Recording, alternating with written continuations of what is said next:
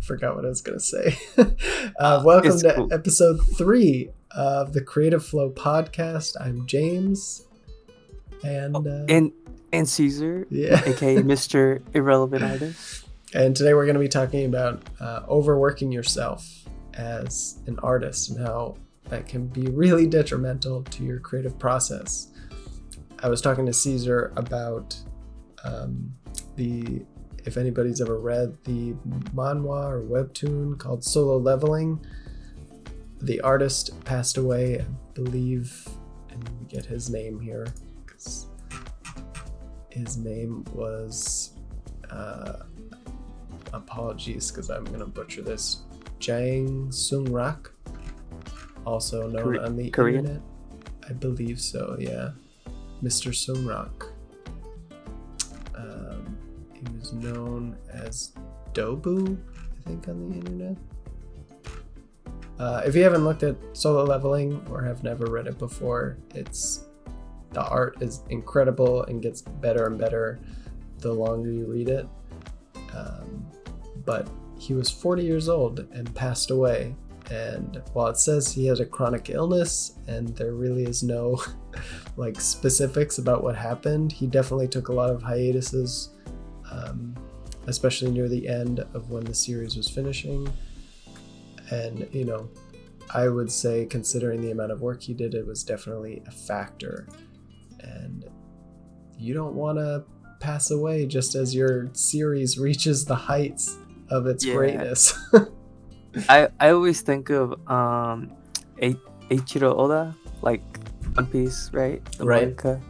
And like you can like actually just Google his old work schedule. Oh my god, he only slept Shonen like Jump 3 hours, right? Yeah, and I think just just seeing the catalog of hours how you would work is like, I don't know, it puts you into like a perspective of his shoes on like, and he really, that 1 week deadline really does creep up on you. And Yep. I don't know, they just overwork themselves. And like, yeah, like it's crazy how young they started. They're like, what, 18? And you're supposed to blow up in your 20s. And if you're like late, like, you know, if you're in your 30s or 40s, it's like, oh man, yeah, tough luck. You're not gifted. You're not gonna make it anymore. You're too old to be a mangaka now. And I mean, that shouldn't be the case, really. Yeah, but, no. I mean, this is the Solo Leveling. I have 2 of the volumes because they're just so good. This is the first and the second. But, you know, even with, I'm sure he had assistance with this because he worked in a studio. But this was in color. And this is every week. Same as Oda. And, you know, the webtoons are just as big as manga in terms of size and not in popularity, but also that. But doing that every week has to take a toll. It's just too much work. And I don't think a person's supposed to sleep only 3 hours a night. No, man. I mean, I remember in high school and some of my early community college, it's like I would go to days without sleeping. And I was like, oh yeah, I felt proud of it. I don't know why. Like, I was like, yeah, I had like, you slept for how many? 4 hours? I slept none. So I kind of felt proud about it, but you really shouldn't. That's what, I feel like that's such a big thing, especially in our school. It's like a badge of honor to wear. Like, I didn't sleep at all last night. Like, whoever slept less was better. And it's just so the opposite. Like, it's so bad. It's like, bro, you're not you like don't praise the people that actually, you know, did their stuff on time and like and actually planned it out. Yeah, exactly. You like kind of shun them. You're like, oh, you're the weird one, but it's like, no, they're the norm. They know how to work a system. Yeah, and I mean, the smart one. Yeah. No, I got that a lot, just seeing artists at the school that I went to, and a lot of the kids also went to art center, and even the teachers would tell us too about how people barely slept and stuff. It's just like, that's not a healthy way to maintain. That's why a lot of students here end up burning out and go do something that's not art when they're done. So they don't want to do art anymore because it's just taken over their lives in a way that's so toxic. They're like realizing it on a mental level, but without, or like a subconscious level, excuse me. But aren't like aware of it enough to be like, wow, I did a really bad thing. I shouldn't have done that. Yeah, it's so weird. How I think in our like the other episode we talked about where it's like you prep too much, right? And then it's like you finally work for like maybe a solid week, and then you just stop.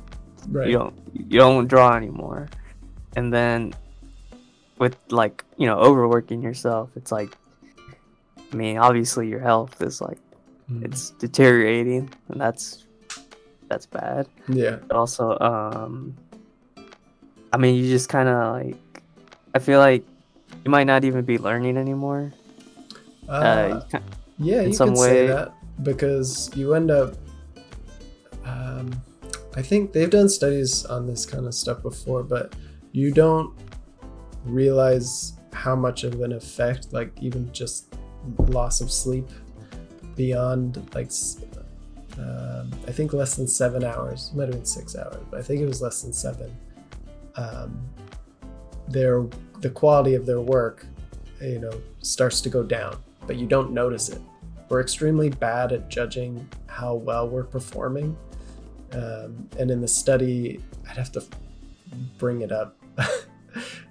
But I just remember the study where they talked about how they thought that they were doing good. Some people thought they were doing better than good. They're doing great, right? And then when they actually looked at the quality of their performance, it was worse. So they just didn't notice that their performance was tanking the less sleep that they got. It's interesting because I know a lot of artists, including myself at one point, you stay up till like 3 a.m. drawing. And you feel good. I mean, don't get me wrong. You probably are making some, amazing stuff, at night.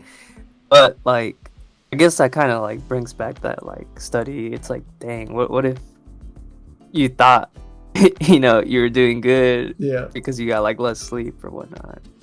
Yeah, it's really interesting that your brain thinks that you're doing really well, but you're actually not making the gains that you thought at all. And it's not to say that they wouldn't ever learn. Like you're still moving forward in the sluggish sort of way, I guess. But you are hurting your overall health, and it just doesn't work for you in the long run, which as an artist is something that you need because it takes time to get there. Yeah, but it's also interesting how like, with mangaka, obviously they have like probably the worst like sleep schedule, right? And like, well, no, they have a schedule system working, but they're overworking themselves, but they do improve and like, they find shortcuts to get like more time to. Obviously their art style changes. Yeah, like look at Naruto and all your. Even Attack on Titan's like probably another good example. His early stuff, I couldn't buy it. You can't. I couldn't. It's so hard to look at that because I can't tell the characters apart sometimes. Yeah, but I guess we're not trying to say like overworking won't lead to not improving, right? It's like you still learn some.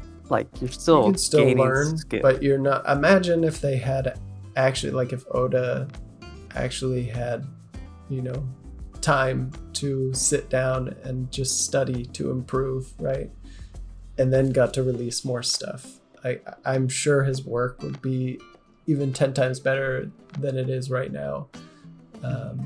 Not that he needs to be some like amazing artist to push out more content, but I mean, you have to be amazed at the body to like survive on only 3 hours of sleep. Like, I am shocked that he's not dead, honestly, and that would kill all of us because we want to see the ending of the series.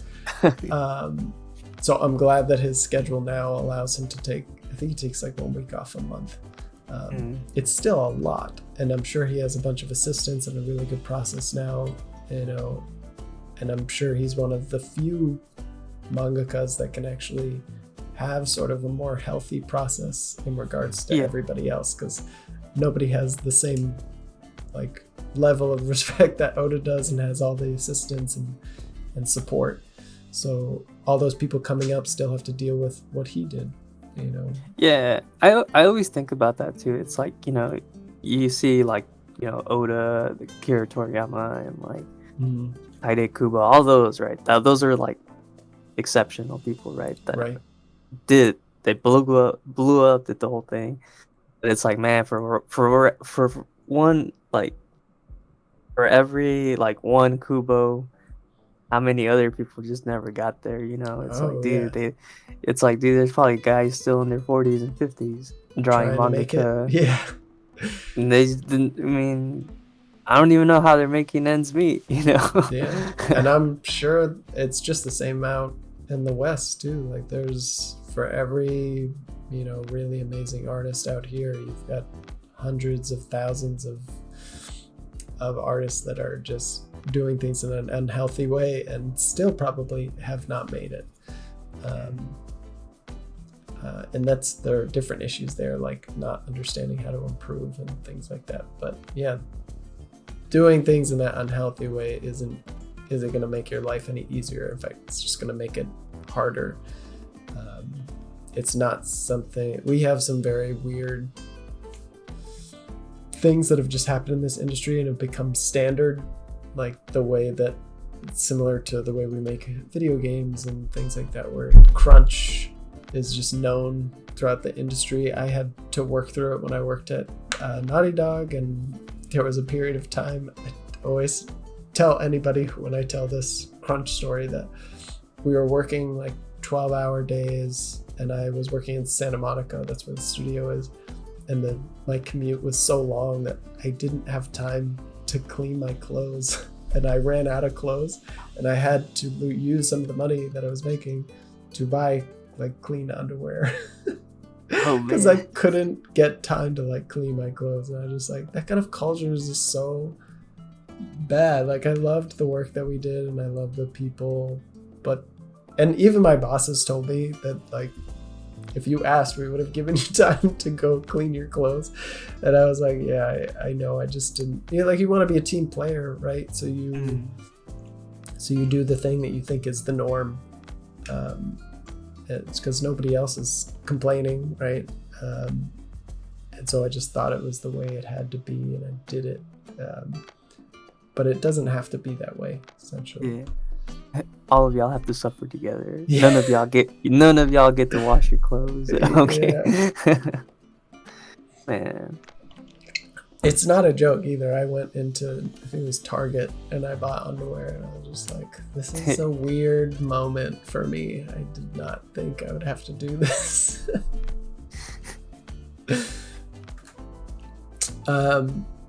Yeah,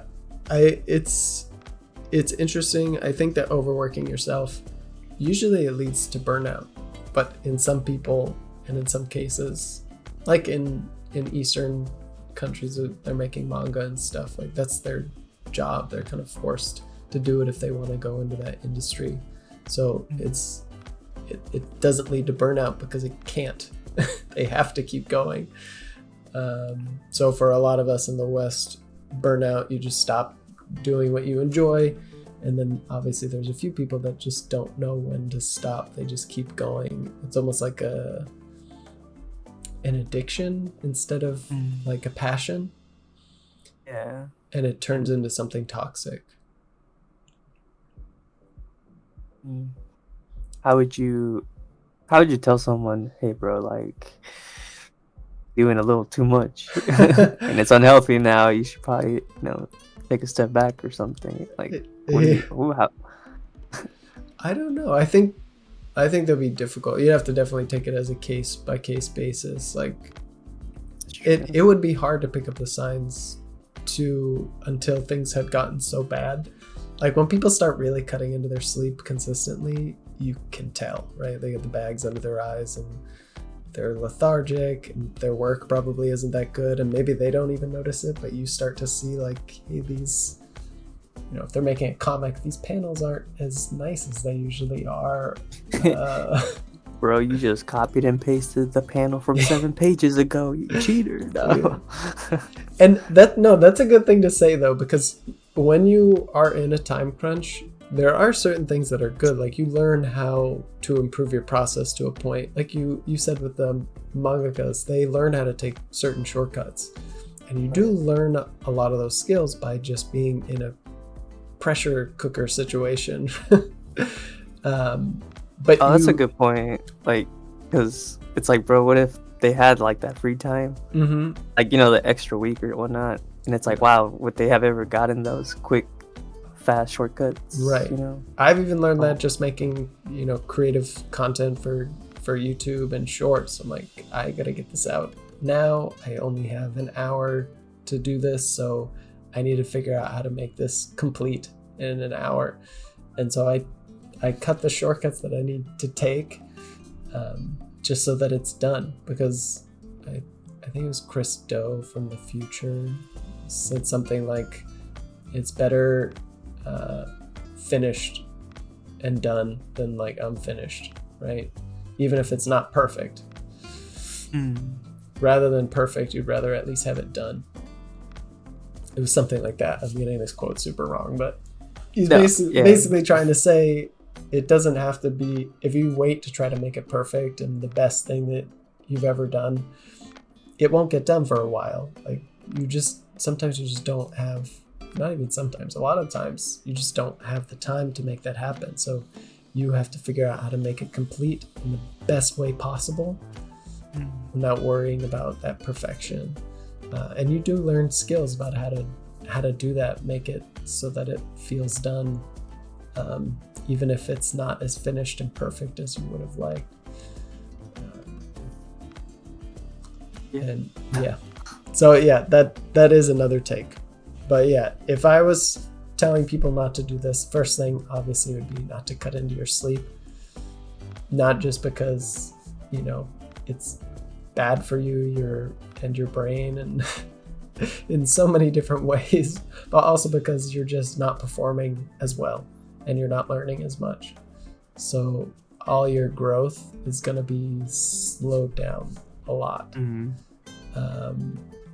And you won't even notice it, which is the worst part.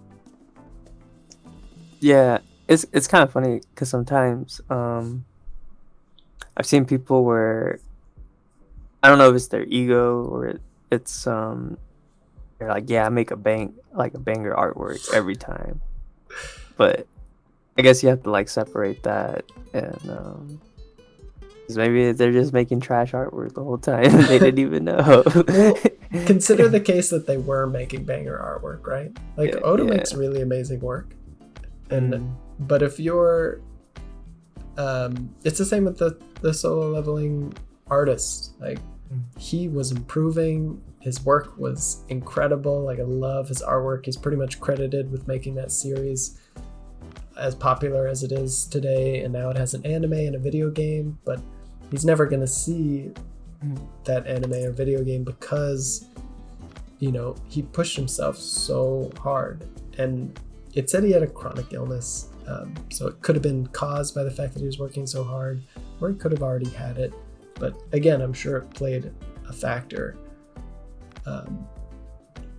But if you just push yourself too hard, it's not gonna work out for you in the long run. Yeah, unfortunately. Yeah. I don't know what else to add. Like it just sucks, like just seeing just for me at least, I always led to burnout. Just overworking. Yeah. Just overworking. I felt like every time I had I thought it was a good system. Like, yeah, I'm gonna work until like 3 a.m. and just keep sketching. And I just kept doing that. And then I don't know, got in this really bad spot and I just couldn't get out of it. Yeah. Just stopped drawing altogether for like months and months. It's like, wow, look at all that hard work you did. And now you don't need, you're too scared to pick up a pencil. Yeah, that's not good either. Yeah. That was me though. So I don't know. I know, I think that's a lot of people. It can have really negative consequences that you don't think about until it happens to you. I think another thing I would tell people to do is make time for being socially active, even if it's just, over Discord like us.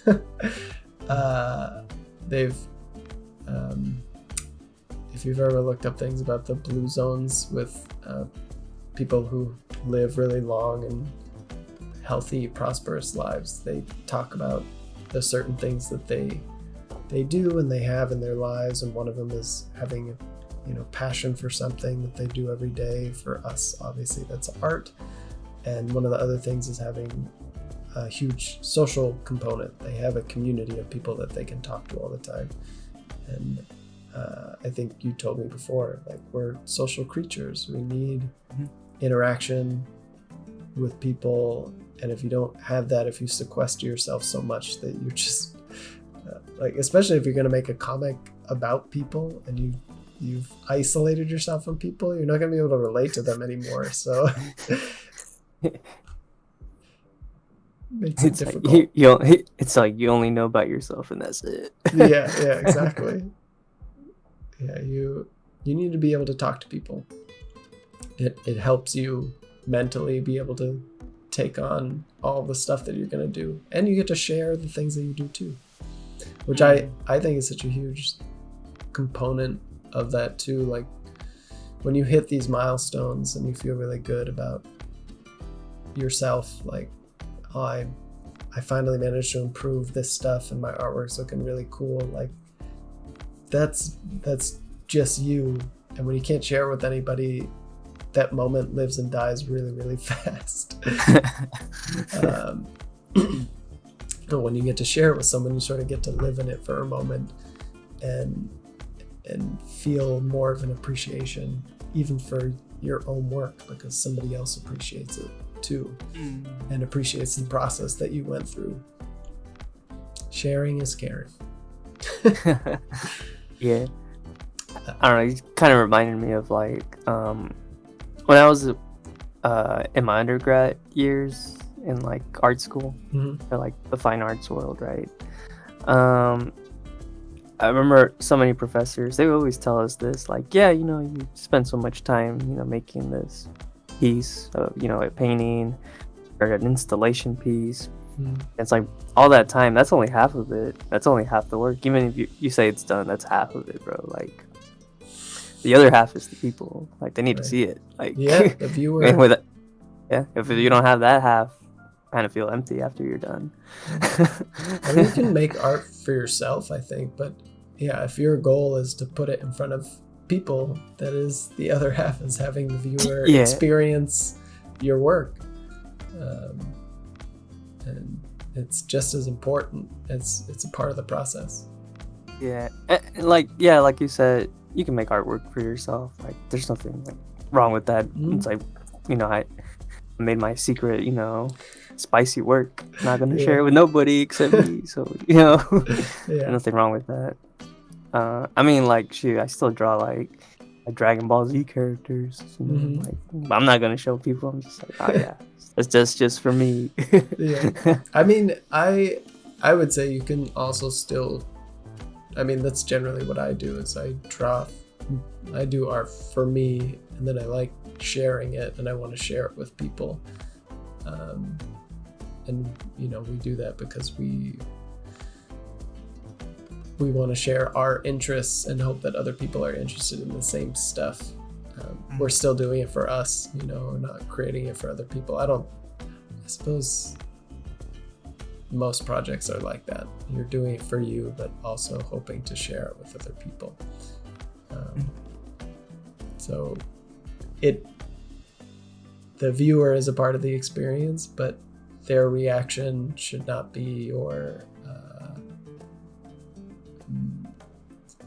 your gauge of like how how much you have enjoyed your own work and your own process. Like, it's nice when you find people that enjoy it too, even if it's just one person. That's really cool, but you shouldn't take it heart to heart if you didn't get millions of views on it. That's why your love for your own process and work is so important. If it touched even one person's like heart and soul in the same way that it did you, that's enough. That should be enough. No, bro, I only got 10 likes. No, my life is ruined. Yeah, too many young artists care about that a lot, and I think it's such an important thing, and it's just not. It's just about sharing and getting that genuine reaction. And if you don't get it from some people, you generally don't care about those people that didn't care for your work. You want to connect with the people that did connect with your work. So, we are running slightly over time, so I'm just going to finish off the last two things. Is one, don't neglect your diet. Don't just eat top ramen, or just not anything at all. Don't eat Mickey D's 24/7. Yeah, exactly. If you need like a healthy, cheap alternative, I think Chipotle might be your best option. But yeah, your diet is super important. What you put in your body helps the whole process, and it's going to help you learn and grow. So put good things in your body. It's simple. Drink water too. And the second thing is exercise. Even if it's just a walk, it's been shown to help, with the whole processes of your brain. So again, the learning and growth is going to just be boosted by the fact that you exercise. Even if it's a walk, if you have to get a dog, go get a dog so you are forced to walk. But either way, healthy exercise, diet, sleep, and making time for being social. Those are important things to keep in mind to, not overwork yourself, making time for all of those things. Yeah. I think that just about covers it. Mm-hmm. Yeah. All right. That has been the Creative Flow podcast. Sorry, we had to rush the last two things in there, but trying to keep these at 25 minutes. Yeah, we're still trying to work everything out. Yeah, we'll get better at it. We'll learn how this works. I think we're doing pretty good. Mm-hmm. All right, so that is James and Caesar signing out. So thank you for tuning in. Catch you in the next episode. Bye. Bye.